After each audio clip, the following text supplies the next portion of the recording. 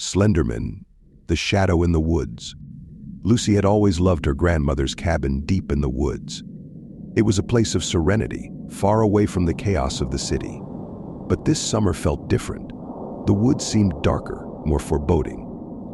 The tall pine trees loomed over the cabin like silent sentinels, and at night, the forest was eerily quiet. One evening, while sitting by the fireplace, Lucy decided to explore an old, dusty photo album she found in the attic.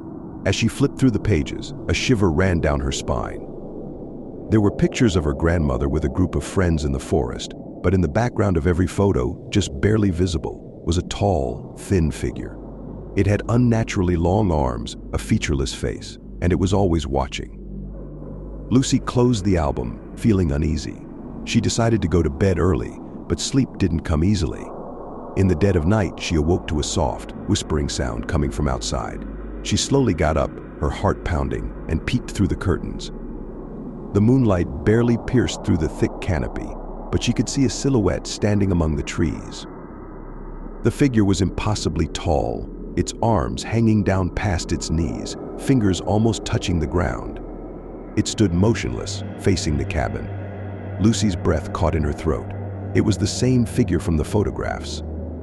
She closed her eyes tightly, hoping it was a nightmare, but when she opened them again, the figure had moved closer.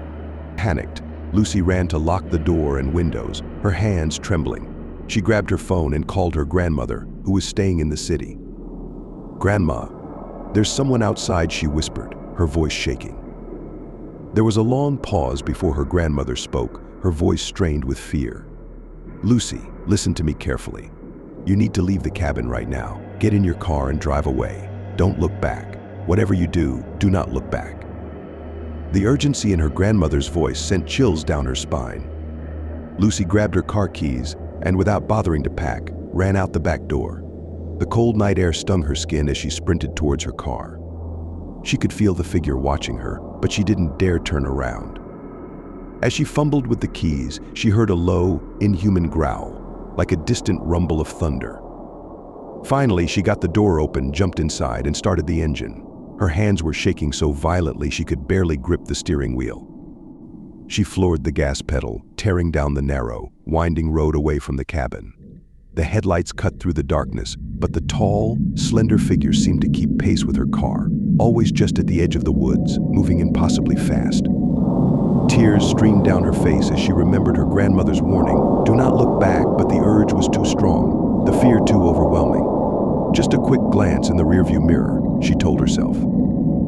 As her eyes flicked up, her blood ran cold. The Slenderman was sitting in the back seat, its long arms slowly reaching toward her. The last thing Lucy saw was its pale, featureless face before everything went dark. The next morning, Lucy's car was found abandoned on the side of the road. The doors were wide open, and the interior was covered in deep, jagged scratches. Lucy was never seen again, and the only trace of her was a single photograph found in the woods, a picture of her, smiling at the cabin, with a tall, thin figure standing in the background, watching. Thank you for watching. If you enjoyed this story, don't forget to like, subscribe, and share for more tales from the dark. Until next time, stay safe and beware of the shadows.